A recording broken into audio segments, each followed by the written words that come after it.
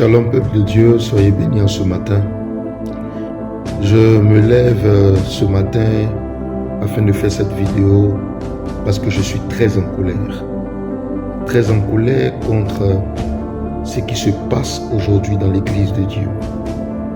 Déjà 2 vidéos où je suis sorti avec un message de la part de Dieu pour interpeller les chrétiens, pour interpeller les hommes de Dieu. Parce qu'aujourd'hui, les dérives dans l'église sont à leur comble. Et de nombreux témoignages me sont parvenus. Comment pouvez-vous dire que vous êtes des hommes de Dieu, qui craignaient Dieu, qui avaient l'appel de Dieu, excusez-moi, et vous apportez dans la maison de Dieu abomination sur abomination? Comment peux-tu te faire appeler homme de Dieu et sous ton autel, tu as sacrifié un bébé? Comment tu peux te faire appeler homme de Dieu dans le souci d'avoir la gloire, dans le souci d'avoir du monde? Parce qu'aujourd'hui, l'église, c'est une affaire de chiffres, c'est une affaire de monde, c'est une affaire de caméra, c'est une affaire de profit personnel.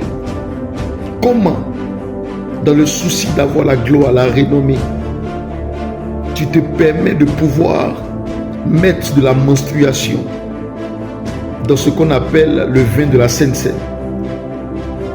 Comment, dans le souci de la gloire, tu te dis homme de Dieu et tu couches avec un python avant les services, avant les cultes? Comment tu te dis homme de Dieu, tu te dis serviteur de Dieu et tu as couché avec toutes les filles de ton église? Comment te fais-tu appeler homme de Dieu?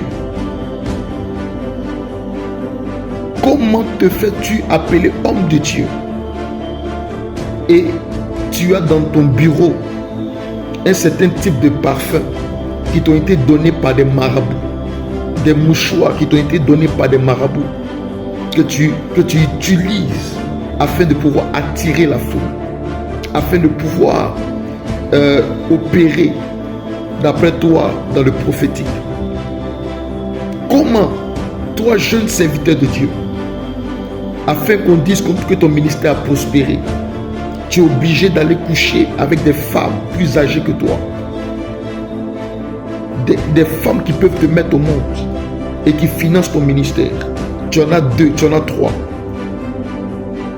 Comment, étant jeune serviteur de Dieu, parce que tu refuses la prière, tu refuses le jeûne, tu refuses la consécration, aujourd'hui tu es obligé de faire des prophéties arrangées afin de pouvoir escroquer les fidèles, afin d'avoir de l'argent? Les témoignages sont multiples et ça montre que la maison est sale. Ça montre que l'église est sale. Ça montre que l'autel de Dieu a été souillé. Écoutez-moi très bien. À vous qui pratiquez ces choses, tu es peut-être tombé une fois. Dieu te tend la main pour que tu te répandes.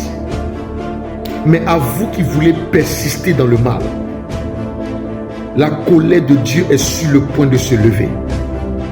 Vous ne la verrez pas venir, cette colère, mais elle tombera sur vous à un moment où vous direz paix et sûreté, à un moment où vous allez penser que vous êtes en train de réussir et que rien ne peut vous atteindre. Je peux vous le dire, l'épée de Dieu est déjà levée. L'épée du jugement est déjà levée. L'épée du jugement est déjà levée et elle est sur le point de frapper. Et ce qui est inquiétant, connaissant plein de dérives qui minent aujourd'hui l'église, nos pères, nos patriarches, nos dévanciers, les gardiens du temple restent silencieux parce que chacun protège son image. chacun protège sa chapelle, chacun protège son ventre, chacun protège ce qu'il a de plus précieux, au lieu de pouvoir protéger la parole de Dieu pour laquelle vous avez été appelés. C'est triste aujourd'hui de constater que dans l'église, il y a tant de fausseté. Comment tu peux m'inviter et tu me dis, chez moi là on prêche pas sur le péché. On prêche pas sur le péché et tu veux me donner des informations afin que je puisse prophétiser sur tes fidèles et les soutirer de l'argent. Comment tu peux t'appeler homme de Dieu, toi qui pratiques ces choses? Comment tu peux dire que tu es serviteur de Dieu, toi qui pratiques ces choses? Toi qui pratiques ces choses. Toi qui as pactisé avec le diable. Ils sont nombreux. C'est pourquoi j'en appelle à vous chrétiens. Ce matin, j'ai une colère sainte qui émane de mon cœur. Vous qui êtes chrétiens, qui partez uniquement dans les églises, qui ont des pasteurs de renom à leur tête, faites attention. Je ne suis pas contre les méga-churches. Nous tous sommes pris pour avoir des méga-churches. Mais vous ne savez pas dans quoi certains de vos pasteurs sont.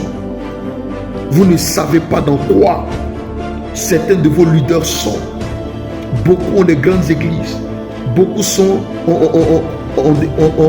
ont la renommée. Faites très attention à vous. Faites très attention à vous. Parce que très bientôt, la plupart de ces grandes églises, la plupart de ces méga-churches, la plupart de ces hommes de Dieu connus, la plupart de ces leaders qui ont devant la face du monde réussi, beaucoup seront exposés. Beaucoup seront exposés. Je dis bien beaucoup seront exposés. En cette saison, recherchez plutôt la présence de Dieu. Recherchez Dieu. Ne recherchez pas les bâtiments, la grandeur d'un bâtiment, mais recherchez le Seigneur. Aujourd'hui, plusieurs même sont fiers d'appartenir à certaines communautés qui appartiennent à Jésus-Christ. Je ne dirai même pas le nom de ces communautés, parce que pour certains, vous les connaissez. Je suis fier d'appartenir à telle église. Ils sont prêts à mourir pour ces églises-là, mais ils ne sont même pas prêts à pouvoir mourir pour le Seigneur.